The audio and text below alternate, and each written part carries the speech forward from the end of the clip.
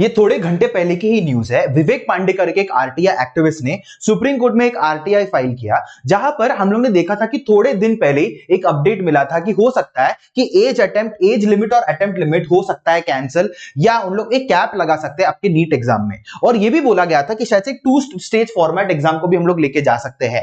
और फिर इन्होंने आरटीआई एक्टिविस्ट में एक और पॉइंट उन्होंने हाईलाइट किया, that is one nation one exam का एक पॉइंट हाईलाइट किया है। तो देखते हैं कि ये आरटीआई एग्जाम एग्जैक्टली है क्या, और अगर सुप्रीम कोर्ट ने एक्सेप्ट कर लिया तो क्या क्या चेंजेस हम लोग देख सकते हैं आपके नीट 2025 एग्जाम में।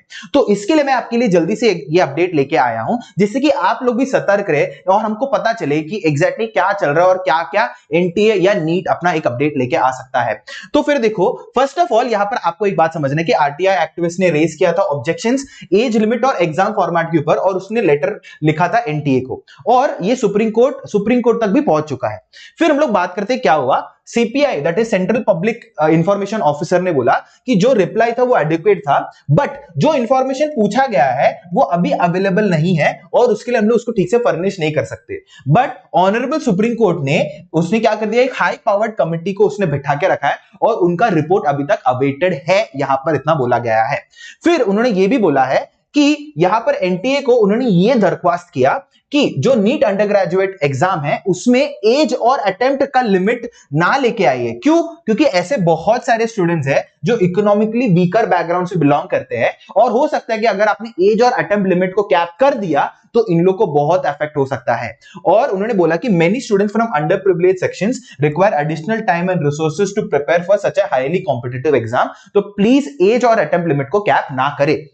फिर यहां पर एनटीए ने क्या बोला, एनटीए यहां पर बेसिकली यही बोल रहा है, जो भी उन्होंने रिफॉर्म्स और मॉडिफिकेशंस लेके आना चाहते थे, जो क्या अपना इसरो चीफ का जो कमिटी लेके सब आए थे ना, इसके ऊपर अपनी रिप्लाई अभी देना बाकी है।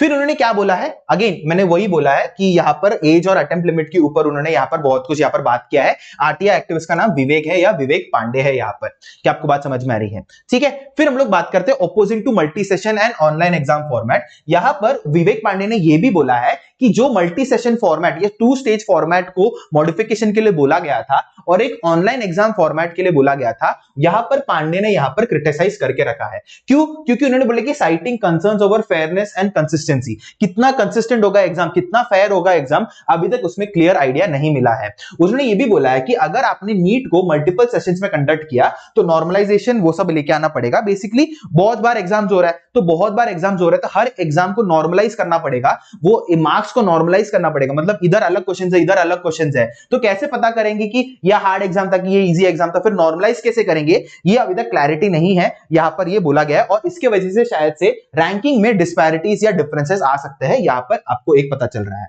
फिर हम लोग बात करते हैं वन नेशन और वन एग्जाम प्रिंसिपल के बारे में। यहां पर पांडे ने क्या एम्फसाइज किया, सुप्रीम कोर्ट के 2017 के जजमेंट पे यहां पर बोला गया है कि एक वन नेशन वन एग्जाम लेके आना चाहिए, और उसके लिए नीट एग्जाम को यहां पर लेके गया है। और वो जजमेंट में एक और लिखा है कि यहां पर एज रिस्ट्रिक्शंस को रिमूव किया है नीट एग्जाम में। तो उन्होंने ये बोला कि अगर 2017 के सुप्रीम कोर्ट के जजमेंट में वन नेशन वन एग्जाम के तहत अगर ये बोला गया कि नीट में रेस्ट्रिक्शंस नहीं होनी चाहिए आपके एज लिमिट में, तो अभी मॉडिफिकेशन क्यों लेके आ रहे हो, और नहीं लेके आना चाहिए, क्योंकि अगर आप लेके आए तो हो सकता है कि बहुत सारे economically weaker sections of the society इसमें बहुत सफर करेंगे। तो यहां पर ये वाला बोला गया है।